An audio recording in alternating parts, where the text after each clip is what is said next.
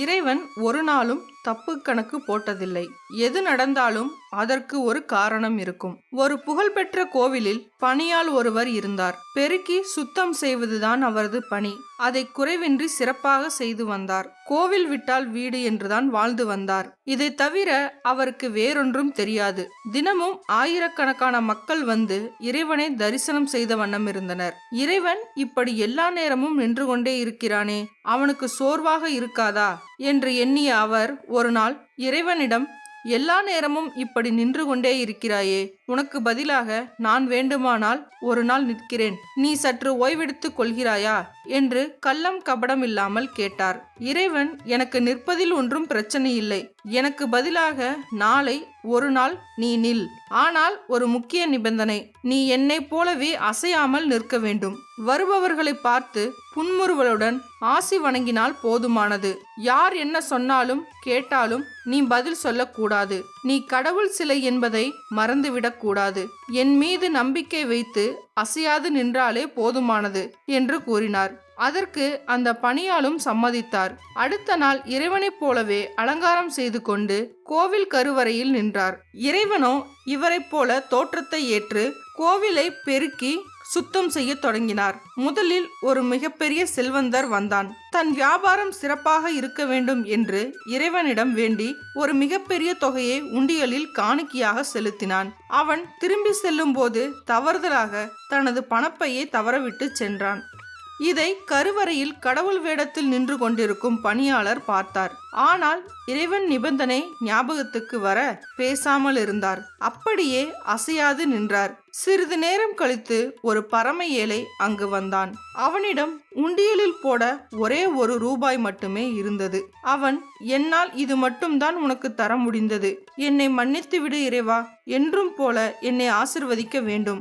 எனக்கும் என் குடும்பத்தினருக்கும் அடிப்படை தேவைகளுக்கு கூட மிக கஷ்டமாக இருக்கிறது. என்னுடைய பிரச்சனைகளை எல்லாம் உன்னிடமே விட்டு விடுகிறேன். நீயே எனக்கு ஒரு நல்ல வழியை செய் என்று மனமுருக கண்களை மூடி நம்பிக்கையுடன் வேண்டினான். சில வினாடிகள் கழித்து கண்களை திறந்தவனுக்கு எதிரே அந்த செல்வந்தன் தவறவிட்ட பணப்பை கண்ணில் பட்டது. அதனுள்ளே பணம் மட்டுமில்லை, தங்க காசுகளும் வைரங்களும் கூட இருந்தன. இறைவன் தனக்கே தன் பிரார்த்தனைக்கு செவிமடுத்து அதை அளித்திருக்கிறான் என்றெண்ணி அப்பாவித்தனமாக அதை எடுத்துக்கொள்கிறான். இறைவன் வேடத்தில் நின்று கொண்டிருந்த அந்த பணியாளரால் தற்போது எதுவும் சொல்ல முடியவில்லை. அதே புன்சிரிப்புடன் நின்று கொண்டிருந்தார். சிறிது நேரம் கழித்து ஒரு கப்பல் வியாபாரி வந்தான். ஒரு நீண்ட தூர பயணமாக கப்பலில் அன்று அவன் செல்லவிருப்பதால் இறைவனை தரிசித்து ஆசி பெற வேண்டி வந்தான். இறைவனிடம் பிரார்த்தனை செய்தான். அந்த நேரம் பார்த்து பணப்பையை தொலைத்த செல்வந்தன் காவலர்களுடன் திரும்பி கோவிலுக்கு வந்தான். அங்கு கப்பல் வியாபாரி பிரார்த்தனை செய்வதை பார்த்து, இவர்தான் என் பணப்பையை எடுத்திருக்க வேண்டும், இவரை பிடித்து விசாரியுங்கள் என்று காவலர்களிடம் கூற, காவலர்களும் அந்த கப்பல் வியாபாரியை பிடித்து செல்கிறார்கள். இறைவா, என் பணத்தை அபகரித்தவரை அடையாளம் காட்டியமைக்கு நன்றி என்று அந்த செல்வந்தன் இறைவனை பார்த்து நன்றி கூறிவிட்டு சென்றார். சிலையாக நின்ற பணியாளர் இறைவனை நினைத்தபடி, கடவுளே, இது நியாயமா? அப்பாவி ஒருவன் தண்டிக்கப்படலாமா? இனியும் என்னால் சும்மா இருக்க முடியாது என்று கூறி கப்பல் வியாபாரி திருடவில்லை, தவறு அவர் மீது இல்லை என்றபடி நடந்த உண்மைகளை அனைவரிடமும் சொல்கிறார். உடனே செல்வந்தரும் கப்பல் வியாபாரி இருவரும் நெகிழ்ந்து போய் உண்மையை கூறியமைக்கு இறைவனிடம் நன்றி சொல்லிவிட்டு செல்கின்றனர். இரவு வருகிறது. கோவில் வாசல் மூடப்படுகிறது. இறைவன் வருகிறார். மூலஸ்தானத்தில் நின்று கொண்டிருந்த பணியாளரிடம், இன்றைய பொழுது எப்படி இருந்தது என்று கேட்டார். மிகவும் கடினமாக இருந்தது. உன் வேலை எத்தனை கஷ்டம் என்பதை புரிந்து கொண்டேன். ஆனால் ஒரு நல்ல செயல் செய்தேன் என்று காலை கோவிலில் நடந்ததை கூறினார். இறைவனோ இதை கேட்டவுடன் அதிருப்தி அடைந்தார்.